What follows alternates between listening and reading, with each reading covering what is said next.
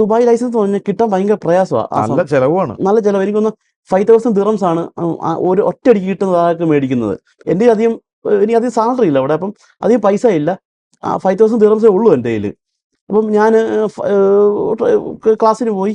ആദ്യത്തെ ടെസ്റ്റിൽ തന്നെ എനിക്ക് ലൈസൻസ് കിട്ടി. ഓ വെരി ഗുഡ്. കാരണം ദൈവത്തിന് എൻ്റെ അവസ്ഥ കാരണം എനിക്ക് ഒന്ന് ഫെയിലായ എനിക്ക് ഒരു നിവൃത്തിയില്ല. കാശ് പോയി. കാശ് പോകുന്ന മാത്രമേ ഉള്ളൂ. അങ്ങനെ ആദ്യത്തെ ടെസ്റ്റിൽ തന്നെ എനിക്ക് ലൈസൻസ് കിട്ടി.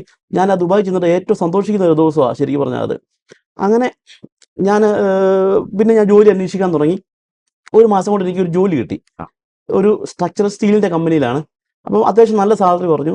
അപ്പം അവിടെ വിസ മാറണമല്ലോ. അപ്പം വിസ മാറാൻ വേണ്ടി ഞാൻ നാട്ടിലെത്തി. ഒരു 3 ആഴ്ച കഴിഞ്ഞിട്ടും കമ്പനിയിൽ നിന്ന് വിസ ഒന്നും കാണുന്നില്ല. അപ്പോൾ ഞാൻ തിരിച്ച് അവരെ കോൺടാക്ട് ചെയ്തപ്പോൾ അവർ പറഞ്ഞു, ഞങ്ങളുടെ കമ്പനി റിസപ്ഷനാണ്, അപ്പം നിങ്ങൾക്ക് ജോലി ഇപ്പം ഞങ്ങൾക്ക് തരാൻ സാധിക്കത്തില്ല.